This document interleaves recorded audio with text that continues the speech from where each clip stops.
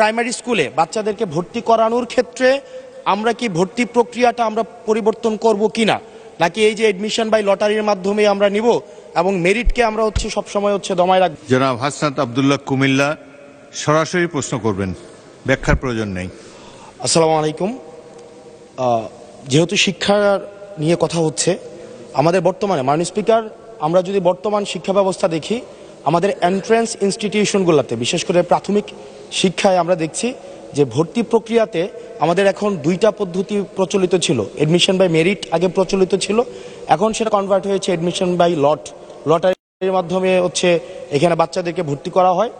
ফলত যেটা হয়েছে, ফিডার ইনস্টিটিউশনগুলোর শিক্ষার মান অনেক কমে গিয়েছে, যার ফলে টারশিয়ারি এডুকেশনে আমরা কোয়ালিটি সম্পন্ন ছাত্র আমরা বিশ্ববিদ্যালয়গুলোতে আমরা পাঠাতে পারি না।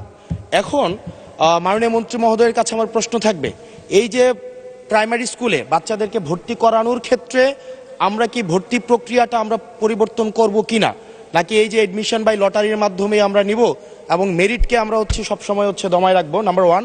আর নাম্বার টু আমাদের বর্তমান শিক্ষা পদ্ধতিতে আমরা যদি দেখি, আমরা যারা পয়সা দিয়ে কিনতে পারে তারা এখন ইংরেজি মাধ্যমটা কিনছে, যারা পয়সা দিয়ে ইংরেজি মাধ্যম কিনতে পারে না তারাই কেবল আপনি যেই শিক্ষা পদ্ধতি আমাদের জন্য জনজীবনের জন্য আপনি চালু করেছেন সেটা আমরা কিনছি, আর যারা সেটাও কিনতে পারে না তারা মাদ্রাসা শিক্ষা পদ্ধতি কিনছে।